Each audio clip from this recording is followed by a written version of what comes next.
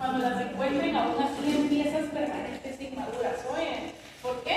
Imagínense, esto lo podemos ver nosotros, pero más allá de invadir el periodonto, es mejor que se lo dejen al periodoncista, ¿sí? Las coronas radiculares, porque usualmente tienen que llegar a quitar esa parte dañada y exponen en sí el periodonto, ¿sí? Y ahí ya nos vamos a otros procedimientos que, si los quieren indagar, es más allá de un remodelado gingival, un alargamiento de corona y eso que ustedes van a escuchar, pero que precisamente piezas permanentes y maduras no corresponde, sino hay que esperar el tiempo, y lo que podemos hacer nosotros es colocar una corona de acero y esperar que el tiempo pase, ¿sí? Están en sintonía, ¿verdad?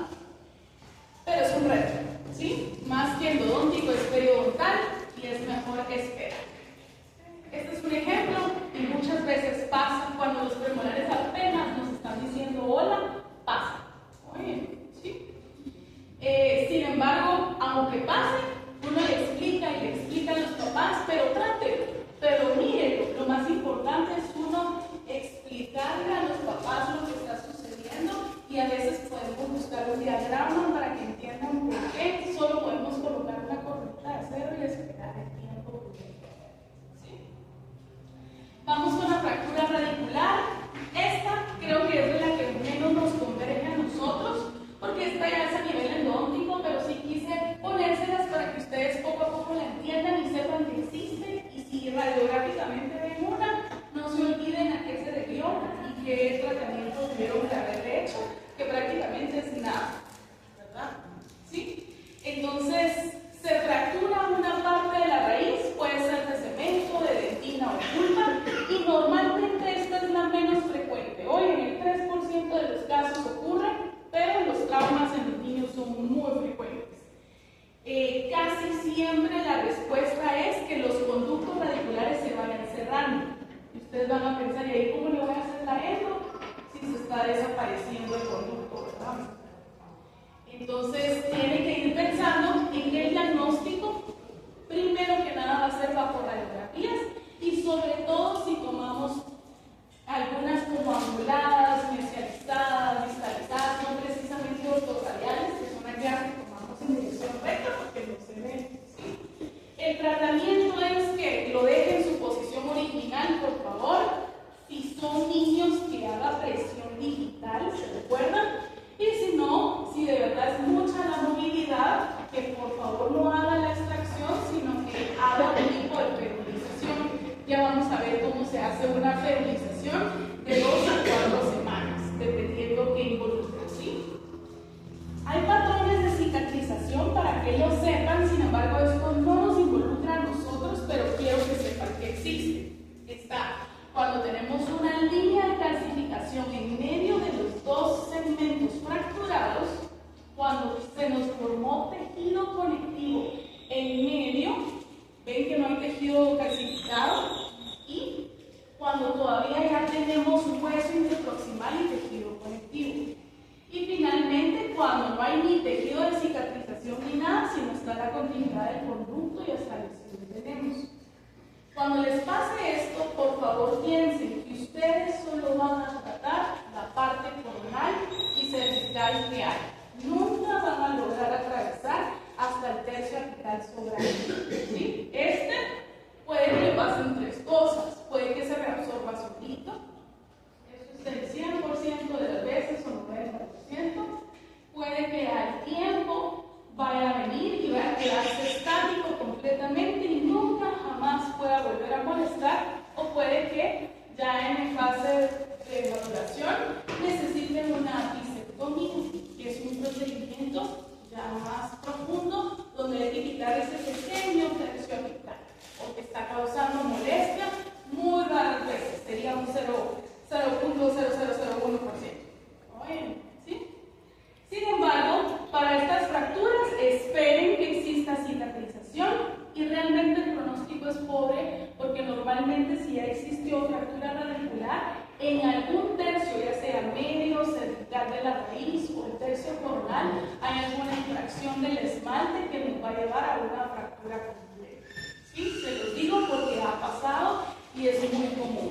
Esta era mi sobrinita pequeñita, miren, cuando todavía los dientes no se los había lastimado. Y esta es una etapa muy bonita para mí, que fue cuando recién salí de mi pregrado acá y pude estudiar la maestría, ¿verdad? Entonces todos estábamos muy jovencitos y todo era felicidad y así, ¿verdad? Entonces es un tiempo bien bonito para recordarnos que fue mi primer día de maestría ahí, después de terminar mi EPS. Lo siguiente es la luxación. ¿Se recuerdan que les dije que se dice luxación, no lujación? Eso es a nivel de traumatología del cuerpo, ¿sí? En luxación tenemos la contusión, que es diferente a la contusión que la doctora les mostró. Y la contusión, quiero que no se les olvide que no hay desplazamiento, la movilidad es normal, pero lo que sí cambia es que hay sensibilidad a la contusión, ¿sí?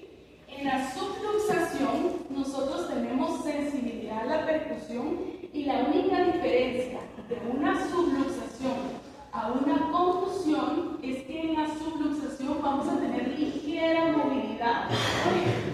¿Sí? Movilidad más allá, grado 1 es fisiológica, más allá de 2, 3. Esa es la única diferencia y que espero que no la olviden. Y la luxación, que puede ser lateral, extrusiva e inclusiva.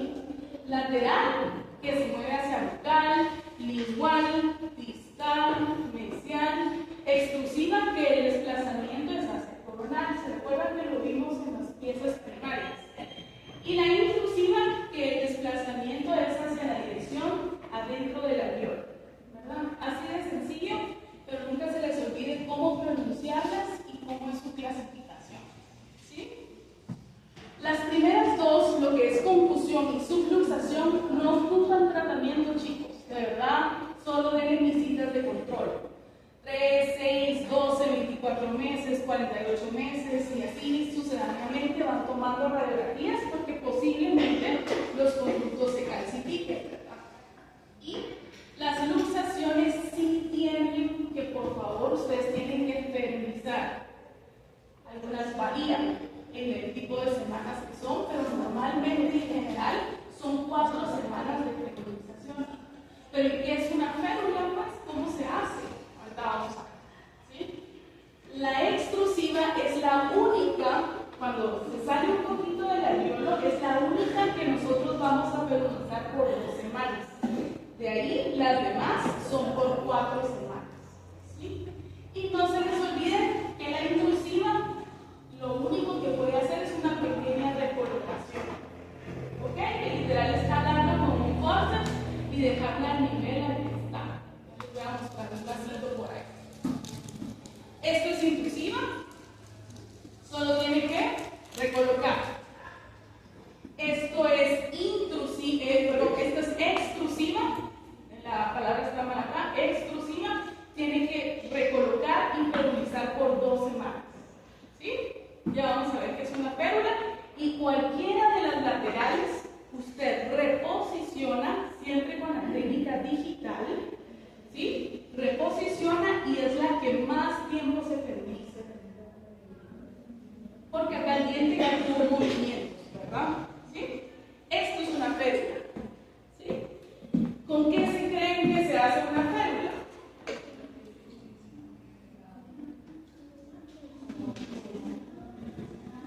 Pues se hace con alambre de ortodoncia, puede ser rígido o semirrígido. Si usted va a abarcar más piezas, es preferible que sea rígido. Si va a abarcar solo 3 piezas, que sea semirrígido. Y el resto usted lo coloca con resina fluida. Todo esto blanquito que ven acá es resina fluida. Las férulas en odontopediatría van a ver que tienen una variable, pero en piezas permanentes, literal permanentes jóvenes, pueden hacerlo con rígido, ¿verdad? Quienes no se ferulizan, las piezas primarias, porque se van a anquilosar y no van a tener recambio, ¿se recuerdan? Cuando los niños son muy pequeños y apenas acaban de salir sus dientecitos permanentes inmaduros, colocarles un alambre, desde ya usted los sometea mucho, es que usted puede hacer férulas que son específicamente de resina fluida completas. Les voy a mostrar una fotita, creo que está hasta aquí.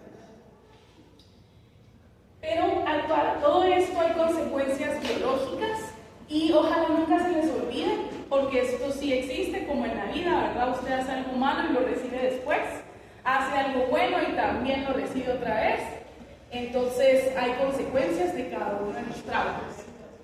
Hay daños en el segmento apical, pueden haber reabsorciones externas e internas y pueden ser que estas reabsorciones nos lleven a que tengamos conexión con el tejido pulpar y que nuestras respuestas se vean aumentadas o que solo lo veamos radiográficamente y casi vayamos perdiendo las piezas, ¿verdad? Pueden fijarse acá, miren cómo está el conducto completamente, consecuencia de un trauma, miren cómo no han restaurado todavía ese tercio. Y pueden ver cómo está acá, esto es reabsorción radicular externa. ¿Por qué? Porque vienen desde la raíz hacia adentro, ¿sí? Entonces, regularmente, esta es una consecuencia que toda acción tiene un precio, ¿verdad?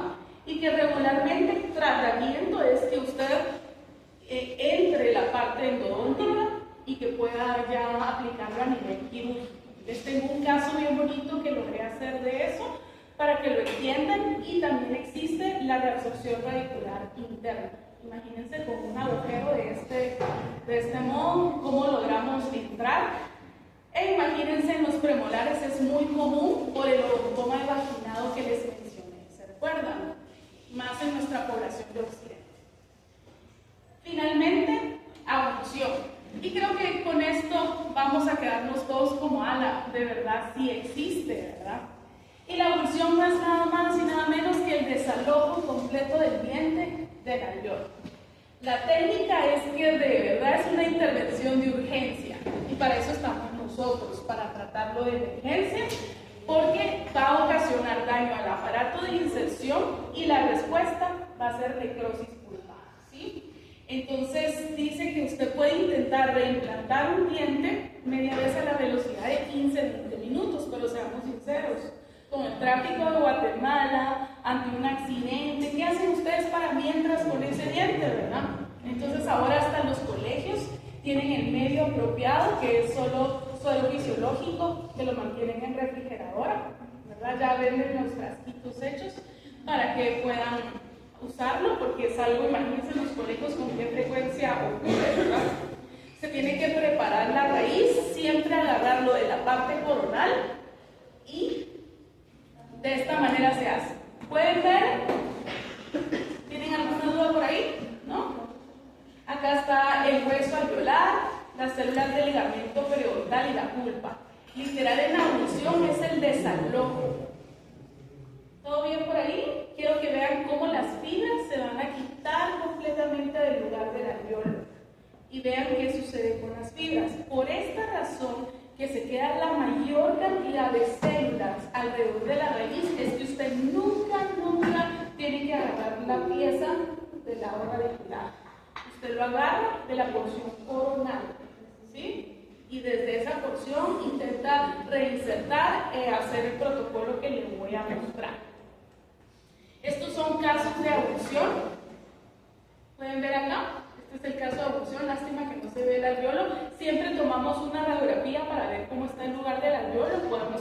Podemos tener piedritas, alguna circunstancia ahí que se colocó, se reinserta y después se feruliza, ¿sí? Esta es una ferulización casi siempre se usan rígidas, ¿oyen? Acá está, ¿sí? ¿Y qué pasa si se hace después de los 20 minutos? Después de los 20 minutos se puede hacer, y eso es muy buena pregunta. Ahorita viene el esquema. ¿Qué pasa? Sí, podemos esperar hasta 1 hora y más de 1 hora para que sepan. ¿Y qué pasa si por accidente lo agarran de la raíz? Si por accidente lo agarran de la raíz, van a probar de insertarlo ustedes. Si por accidente, a ver, silencio ahí. Si por accidente lo agarran de la raíz, como pregunta la compañera, que es una muy buena pregunta, tienen aún así que probar de insertarlo porque utilizan un protocolo específico para poder limpiar la superficie. Recuérdense, ante un trauma usted está involucrando de todo y la mayoría de personas lo agarran de la raíz, ¿verdad? Casi nadie sabe que se agarra de la porción coronal. ¿Qué nos va a favorecer? Que usted tiene que feminizar. Entonces, literal, ahí va a tener una respuesta diferente, pero posiblemente si lo agarra en la raíz no va a tener el pronóstico que en sí la abducción tiene, ¿verdad? Gracias por tu pregunta. Esta es una férula más corta, si lo pueden ver ahí. Miren cómo después de cierto tiempo se va a componer lo que es el tercio incisal. Y normalmente hay hasta casos donde no encuentran el diente, chicos, esto es real, no encuentran el diente, quitan un premolar de un lado, alojan, acomodan el alveolo y meten el premolar allí, con tal de que las células madre puedan recibirlo, ¿verdad? Hacer lo propio, formar una hipercementosis, ¿verdad? Una integración, y al tiempo que ya se fija, es que ya pueden hacerle cortes y todo para que parezca un diente natural, un central superior. Esto existe, ¿ok? Entonces se llaman autoposicionamientos o autotrasplantes, y esto existe y hoy en día se hace muy común, ¿ok? Esta es una férula, imagínense ferulizado, miren la respuesta que dio, tampoco lo van a dejar ferulizado tanto tiempo, no hay conductos, se pierde, porque la respuesta de la dentina, ¿qué era? Secretar matriz y matriz y matriz hasta que se cierren los conductos. ¿Se recuerdan que lo vieron conmigo? Y no se asusten porque todo llega ensangrentado también. Usted se lo guarde la calma y recuérdese que la primera cita solo es reposicionar, colocar su férula, tomarle su radio, limpiar que todo esté bien, y hasta los 15 días después usted puede decidir si hay todavía un procedimiento endodóntico que hacer o no. Yo de hecho 15 días lo considero muy poquito, ¿verdad? Pero la literatura les dice después de 15 días. Piensen por favor en la regeneración de las fibras, en resustituir el alveolo que está acá, reposicionar, y este es el ejemplo de una férula de un paciente muy pequeño. Lo pueden hacer también con resina fluida, ¿ya lo vieron? ¿Sí? ¿Para qué? Si no tienen alambre rígido o semirrígido, ¿verdad? Algún ortodoncista a la mano que les pueda prestar, lo pueden hacer con resina fluida, es válido completamente, lo que sí es que tiene que quedar muy limpio, ¿verdad? Ahora vamos a la pregunta aquí de mi estudiante, trae ahí, la preparación de la raíz, ¿cómo la hacemos? Si tenemos un ápice abierto, si la pieza está inmadura todavía y han pasado menos de 60 minutos, usted lávelo por favor con solución salina para que se eliminen los residuos de tierra, cemento, cartón, lo que había en el piso, y sumérjalo en doxiciclina. Estas dosis son cápsulas que venden en la farmacia, usted las abre, las deja caer en un tape y lo sumerge con doxiciclina y con minoxiclina y lo deja ahí por 5 minutos y ya lo reposiciona y feruliza. Si tiene el ápice abierto pero ya pasó más de 1 hora, por favor no le vaya a hacer la endodoncia. Hay libros que dicen que hasta la haga afuera, no le haga la endodoncia, busque primero esperar, y al primer signo de infección puede venir y buscar apicoformación. ¿Se recuerdan lo que hicimos de apicoformación? Nosotros mismos formamos el tapón apical, ¿se acuerdan? Pero básicamente el procedimiento es el mismo. Entonces ahí respondo a tu pregunta.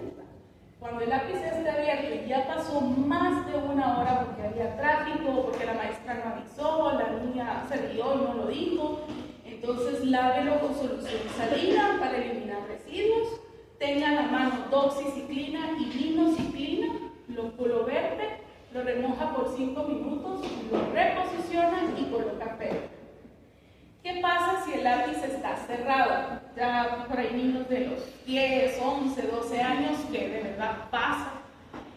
El lápiz cerrado menos de 1 hora, menos de 60 minutos, límpielo con suero, ¿sí? El tratamiento de canales lo va a necesitar de 1 a 2 semanas después. Ahí sí no hay pierde, ¿sí? Por favor, ya no hay células que arrastren y que conecten nuevamente. Y seguramente tiene que hacer la medicación intraconducto porque tuvo un trauma. ¿Se recuerdan que les dije? Cada niño que tiene un trauma, usted hace medicación intraconducto y lo deja por 8 días o 15 días, ¿sí? Y finalmente, si el lápiz está maduro, ya está cerrado, ya pasó más de 1 hora, primero que nada limpie con ácido cítrico porque usted está desmineralizando la superficie de la raíz, donde están las células del ligamento periodontal. Sumérjalo con flúor.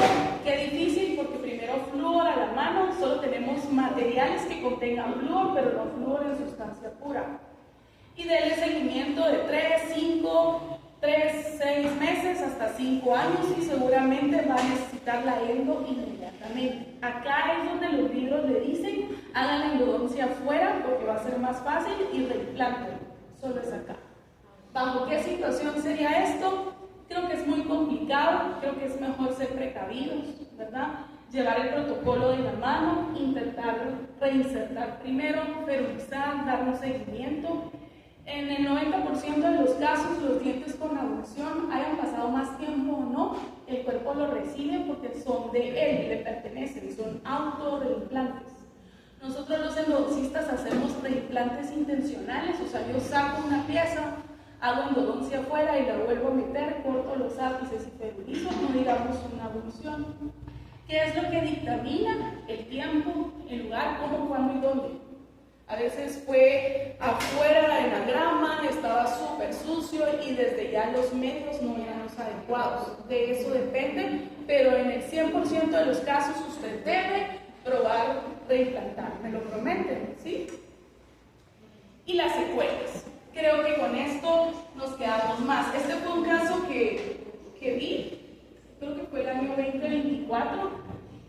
Así estaba la radiografía periapical. Este es un caso mío. Miren esta secuela. ¿Qué es esto? Reabsorción radicular. ¿De qué tipo? ¿Interna o externa? Externa, ya la ven, ¿no? Ustedes ya sus vidas. Le mandé a tomar un CBCT, yo me asusté, pobre niña, ¿verdad? Pero miren cómo está el canino. ¿Qué creen que va a pasar con esto? Va a seguir. Aparte de la lesión periapical y que ya perdió hueso bucal, va a seguir, ¿verdad? Miren cómo está la pieza vecina. Está igual. Normalmente un trauma no solo es una pieza. Busquen y hagan pruebas en las piezas laterales, ¿sí? Miren cómo está al CBCT. Está, aquí está el conducto y miren todo esto está comidito, ¿sí? Vean, casi desaparece por completo.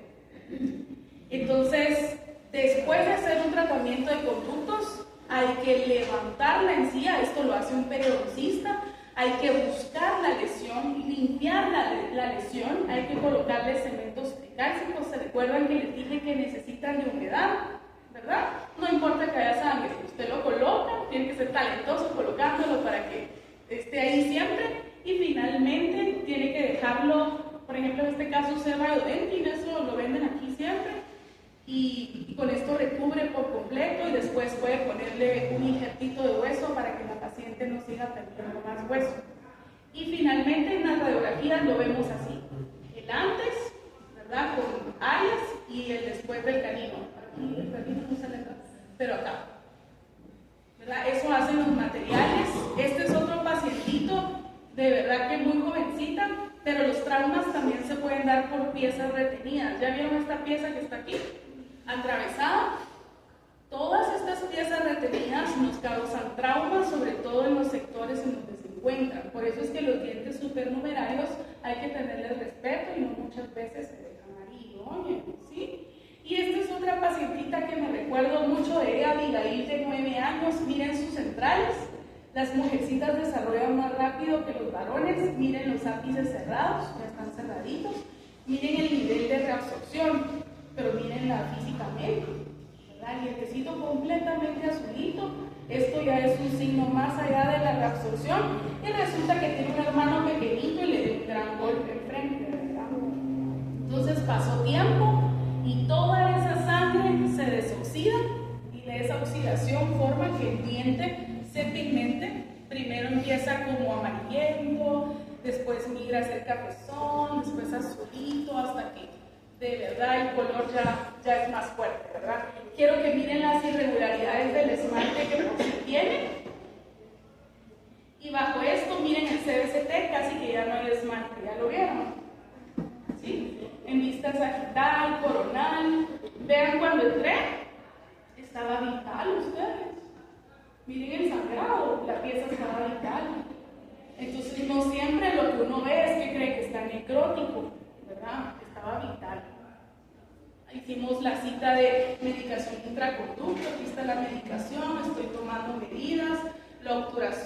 y vean desde ya cómo coloqué todo esto con cemento tricálcico, obviamente bajo cirugía.